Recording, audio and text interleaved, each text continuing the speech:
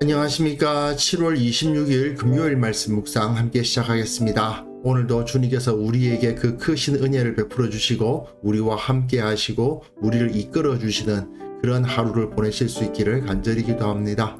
오늘 본문은 이사야서 65장 8절에서부터 16절까지 말씀입니다. 어제 본문에서 하나님의 심판과 재앙, 처벌의 메시지가 그려져 있었는데요. 제가 마지막 부분에 이것이 처벌만을 이야기하는 것은 아니다. 하나님의 재앙만을 이야기하는 것은 아니다. 오히려 이것이 구원으로 이끌어가는 하나의 열쇠가 된다는 것을 제가 언급을 했었는데요. 오늘 본문을 보시면 왜 그런 말을 했구나 하는 것을 아실 수 있으실 겁니다. 오늘 본문을 통해서 하나님께서 심판하시지만 우리에게 가끔은 어려움도 허락하시지만 그 모든 것이 하나님께서 베풀어 주시는 구원의 은혜를 얻게 되는 여정임을 확인할 수 있는 시간이 되었으면 좋겠습니다.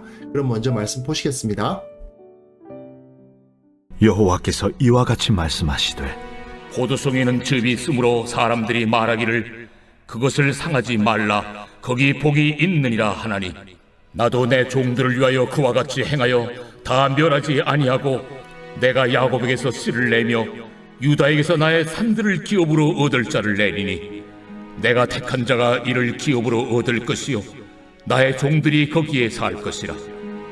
사로는 양떼의 우리가 되겠고 아굴 골짜기는 소떼가 눕는 곳이 되어 나를 찾은 내 백성의 소유가 되려니와 오직 나 여호와를 버리며 나의 성산을 잊고 가색에 상을 베풀며 무늬에게 섞은 술을 가득히 붓는 너희여, 내가 너희를 칼에 붙일 것인즉 다 굽부리고 죽임을 당하리니 이는 내가 불러도 너희가 대답하지 아니하며 내가 말하여도 듣지 아니하고 나의 눈에 악을 행하였으며 내가 즐기하지 아니하는 일을 택하였음이니라. 이러므로 주 여호와께서 이와 같이 말씀하시니라. 보라, 나의 종들은 먹을 것이로되 너희는 줄일 것이니라. 보라, 나의 종들은 마실 것이로되 너희는 갈할 것이니라. 보라, 나의 종들은 기뻐할 것이로되 너희는 수치를 당할 것이니라. 보라, 나의 종들은 마음이 즐거움으로 노래할 것이로되 너희는 마음이 슬픔으로 울며 심령이 상함으로 통곡할 것이며 또 너희가 남겨놓은 이름은 내가 택한 자의 저주거리가 될 것이니라. 주 여호와, 내가 너를 죽이고 내 종들은 다른 이름으로 부르리라. 이러므로 땅에서 자기를 위하여 복을 구하는 자는 진리의 하나님을 향하여 복을 구할 것이요 땅에서 맹세하는 자는 진리의 하나님으로 맹세하리니 이는 이전 환난이 잊어졌고 내 눈앞에 숨겨졌습니다. 우리가 지금 이사야의 마지막 부분을 읽어가고 있고요. 하나님께서 자기 백성을 새 하늘과 새 땅으로 인도해 가시는 모습을 만나게 될 텐데요. 오늘 본문을 이해하시려면 어제 본문과 연결해서 이해를 하셔야 됩니다. 어제 분명 심판과 처벌과 재앙의 메시지가 주어졌는데 그것이 사실은 구원의 소망을 품고 있는 것이었거든요. 그리고 제가 어제도 말씀을 드렸는데 이 65장의 내용 자체가 이사야 첫 부분 1장에서부터 5장 또는 6장까지의 내용을 연상시킬 만한 내용이 그 가운데 제법 들어있다라고 언급을 드렸는데 오늘 본문에서도 그런 것을 찾아볼 수가 있습니다. 여호와께서 이와 같이 말씀하시되 포도송이에는 즙이 있으므로 사람들이 말하기를 그것을 상하지 말라 거기 복이 있느니라. 나도 내 종들을 위하여 그와 같이 행하여 다 멸하지 아니하고 내가 야곱에게서 씨를 내며 유다에게서 나의 산들을 기업으로 얻을 자를 내리니 내가 택한 자가 이를 기업으로 얻을 것이요 나의 종들이 거기에 살 것이라. 어제 본문까지만 해도 하나님께서 완전히 멸하실 것처럼 말씀이 기록되어 있었거든요. 그런데 바로 8절로 넘어가자마자 포도송이에는 즙이 있다. 이게 무슨 소리일까요? 포도원을 모조리 베어버릴 것처럼 말씀을 하시더니 잠깐만, 이거는 열매가 잘 맺었네? 이 나무는 너무 잘 크고 있는데? 그런 것을 발견하게 된다는 겁니다. 그러니까 그것은 멸하지를 않고 내버려 두는 거죠. 즉 남은 자가 있다는 겁니다. 그런데 이런 메시지가 이사야서 6장에 나와 있죠. 이사야 선지자가 내가 여기 있나이다 나를 보내소서 하고는 하나님 앞에 소명을 받아서 나아가는데 하나님께서 저들에게 보아도 보지 못하게 하고 들어도 듣지 못하게 하라, 그렇게 말씀하신단 말이죠. 저들이 지금 심판을 당할 수밖에 없다라고 가르치십니다. 그러면 이사야가 아니 언제까지요? 그렇게 하니까 감나무와 상수리 나무가 다 배임을 당할 거다. 다만 그 그루터기는 남아있는 것 같이 거룩한 씨가 있을 것인데 그 땅의 그루터기가 될 것이다 라는 메시지를 주십니다. 남은 자가 있을 거라는 말이죠. 어제 본문에서 하나님께서 전체를 다 멸하실 것처럼 말씀하셨지만 그래도 포도를 제대로 맺고 있는 나무 내버려 두는 거죠. 하나님의 포도원에서 들포도들을 막 맺긴 했지만 그러나 그 중에는 제대로 된 최상급 포도를 맺는 녀석들도 있더라. 그 나무들은 보호를 받고 결국은 구원을 받는다. 남은 자들은 하나님의 은혜를 받을 것이다 이 말이죠. 그리고 사로는 양떼의 우리가 되겠고 아골 골짜기는 소떼가 눕는 곳이 되어 나를 찾는 내 백성의 소유가 될 것이다. 이스라엘이 범죄했지만 하나님을 찾은 백성들이 그 가운데 있다는 거죠. 그리고 사론과 아골 골짜기를 이야기를 하시는데 사론과 아골 골짜기는 어디냐 하면 이게 사실은 이스라엘 평원이 어디인가를 알려주기 위한 지도이긴 한데 여기서는 여기가 샤론 평야입니다. 여기가 지중해고요.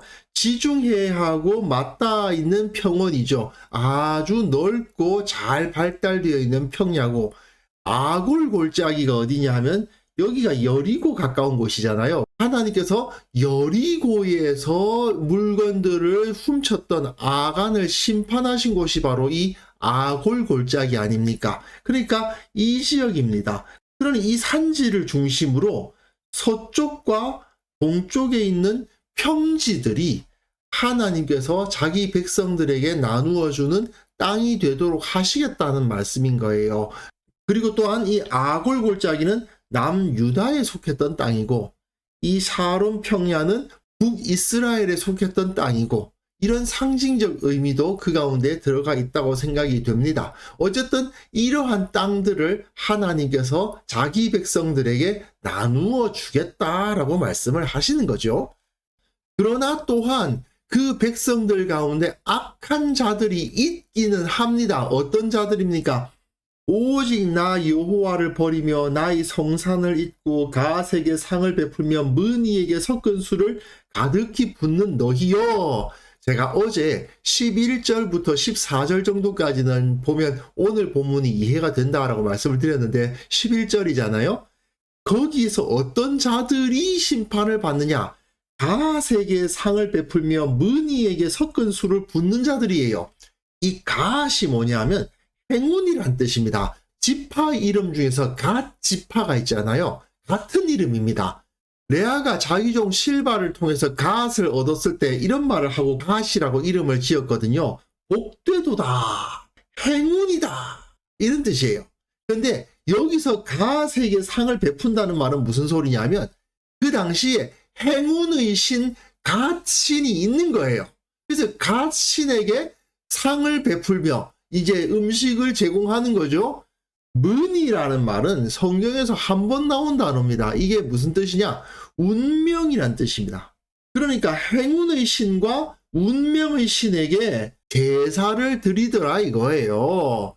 내가 너희를 칼에 붙일 것인즉 다 굽풀이고 죽임을 당할 것이다. 이는 내가 불러도 너희가 대답하지 아니하며 내가 말하여도 듣지 아니하고 나의 눈에 악을 행하고 내가 즐겨하지 아니하는 일을 택하였기 때문이다. 하나님께서 이러한 자들을 심판하신다는 거죠.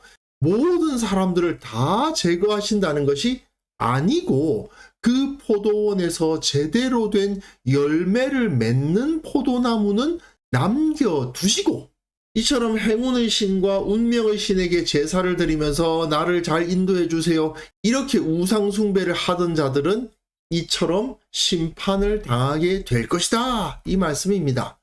이러므로 결론이 나와요. 주 여호와께서 이와 같이 말씀하시느니라. 보라, 나의 종들은 먹을 것이로되 너희는 줄이고, 나의 종들은 마시지만 너희는 갈하고, 나의 종들은 기뻐하지만 너희는 수치를 당하고, 나의 종들은 마음이 즐거워서 노래하겠지만 너희는 마음이 슬픔으로 울며 심령이 상하여 통곡할 것이다.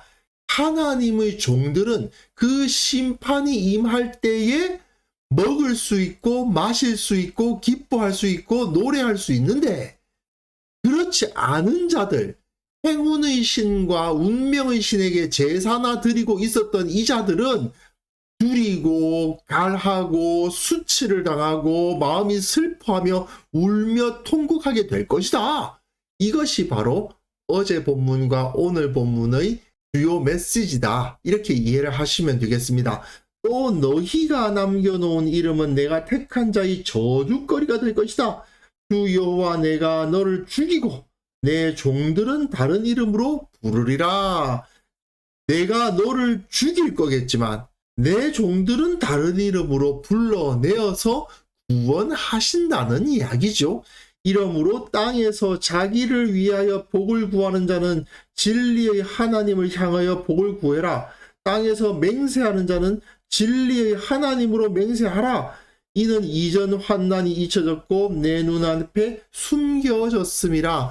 더 이상 갓에게, 문의에게, 행운의 신에게, 운명의 신에게 제사하지 말고 진리의 하나님께 복을 구하고 진리의 하나님으로 맹세해라. 오직 하나님만이 너희가 의뢰하는 대상이 되어야 된다, 이렇게 말씀을 하시면서 일단락을 짓고 있는 겁니다. 심판과 구원이 함께 오고 있죠.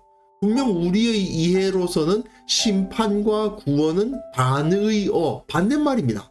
하지만 이사야를 비롯한 여러 선지자가 가르치는 바에 의하면 구원은 심판에 의해서 주어지는 하나님의 은혜입니다. 구원으로 가기 위해서 거칠 수밖에 없는 여정 가운데 있는 겁니다. 이 둘은 사실상 동전의 양면과도 같습니다.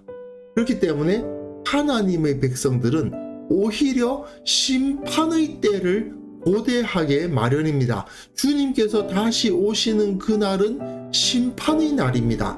하지만 우리가 하나님을 온전히 섬기고 있다면, 주님을 따르고 있다면 우리는 오히려 그날이 되면 우리가 승리할 것이고 영광을 얻을 것이고 기쁨을 얻게 될 것이다 라고 기대하게 되어 있는 거죠. 그렇기 때문에 우리는 이 세상에 정말 악하고 부패한 것처럼 보이는 세상에서 살아가고 있지만 그 안에 여전히 하나님의 종들이 살고 있고 하나님을 찾는 자들이 있다는 것을 바라보면서 살아가야만 됩니다. 언젠가 주님의 진노와 심판이 행해질 그날이 올 것인데, 그때에 하나님의 사랑과 은혜를 받을 자들은 여기에 여전히 있다. 나만 서 있는 것이 아니다. 나만 지금 여기서 고생하고 힘들어하는 것이 아니라 하나님의 백성으로서 하나님을 섬기는 자들이 내 눈에 잘 보이지 않는다 하더라도 그들은 나와 함께 지금도 분투하고 있다는 것을 바라볼 수 있어야 되겠습니다. 그러니까 그리스도인들은 주님 다시 오실 날을 기대하며 살아가는 사람들이죠. 그래서 언제나 그리스도인들은 종말론적인 삶을 살 수밖에 없는 거죠. 내가 하나님 앞에 설 그날을 바라보고 또한 주님께서 다시 오실 그날을 바라보면서 매일매일의 삶을 살아가게 되어 있습니다. 비록 내 모습이 지금은 연약해 보인다 하더라도 이러한 믿음을 가지고 있으면 우리가 지금은 연약하지만 끝까지 믿음을 지키면 결국 승리는 우리에게 온다. 결국 영광은 우리 것이다 하는 것을 우리가 확신하면서 살아간다면 이 세상에서 더욱더 힘있게 두려움 없이 매 순간을 보낼 수 있을 것이라고 확신합니다. 그래서 이 시간 함께 기도하실 때에는요, 하나님을 의뢰하는 자는 반드시 도우심과 구원을 얻는다는 사실을 의심하지 않게 하시고, 세상 가운데 있으나 세상에 속하지 않은 자로서 살아갈 수 있도록 도와주시고, 그 가운데 어려운 일 당한다 하더라도 그들을 붙들어 주시고 다시 일어설 수 있게 하옵소서. 함께 기도하는 시간 가졌으면 합니다.